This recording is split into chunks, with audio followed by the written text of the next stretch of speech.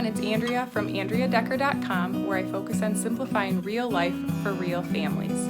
Today I'm upstairs in our boys' bedroom, and as some of you might remember from following along on Facebook, we recently did a mini makeover of this space. We're all so happy with how the makeover turned out, and I'm excited to share the full video tour with you today.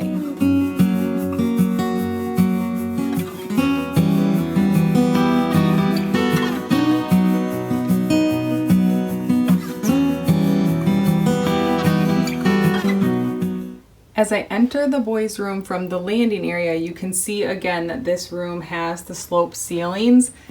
I love sloped ceilings for the character they add, but it does make it a little bit tricky to figure out ways to rearrange bedrooms, especially if people are sharing bedrooms and you have multiple beds, dressers, etc.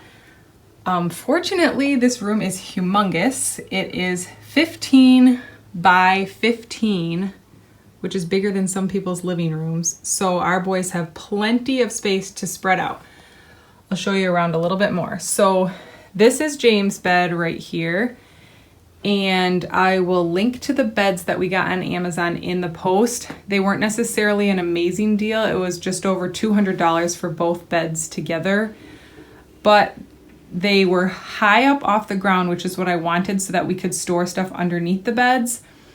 They were kind of the style that I was looking for, and they can be bunked. So if we do rearrange bedrooms or even move some kids downstairs, we do have the option to do these as bunk beds, which is nice.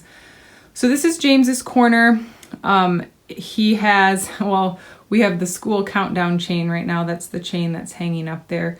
So I took the pictures for the post several weeks ago. So some things in the video might be a little bit different. This desk I got here from a thrift store for $11, which was a huge bargain. I am loving this desk. It's so cute. The boys love it. And they each have a special drawer that they can store their treasures in, so that's kind of fun.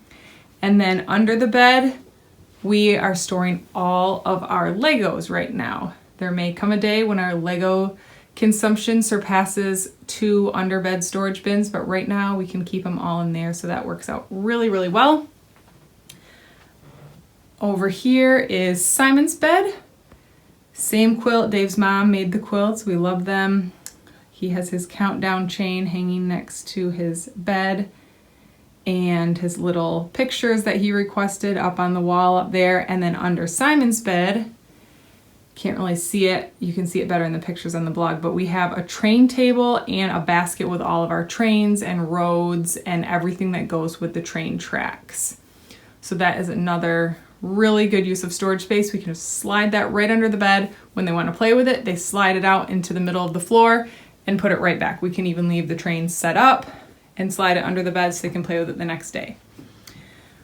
Over on this wall is a little table that we had, chairs that we had. They like to do schoolwork at this table or do crafts at the table or do Legos at the table, whatever. They just have this flat surface in the room that they can work on. And then their dressers over here and their closet. I did already do a full post about how I organized the closet because, as you can see, it has the sloped ceilings right there, which makes it real tricky to figure out a way to maximize that space, but I'll link to that post in the blog as well. I think I came up with a pretty creative way to store all of their stuff. So they have plenty of storage in there. Their pants and shorts are in the dresser. Shirts and everything else is in the closet. And that door leads out to the landing area. And then this cabinet right here is basically where they store most of their toys outside of Legos and train stuff. Those crates are called Kresby Crates, and they collapse down flat. I'll get a little bit closer so you can see. We have several of them, and we use them in a lot of different places in our house. So we have one with balls. The top one right here is balls, stuffed animals, and there's a bunch of blocks. Down here is cars and trucks, action figures, and animals. And then underneath we have tools and some mats with roads on them that they can drive their cars on, and then some of the bigger trucks are up top on top of the cabinet, and that seems to work really well. I don't know if you can tell how much floor space they actually have in here. I'll try to go out to the hallway again. but this room really is just huge. I mean, they have tons and tons and tons and tons of floor space to play. So this is the most popular room for the kids to play in.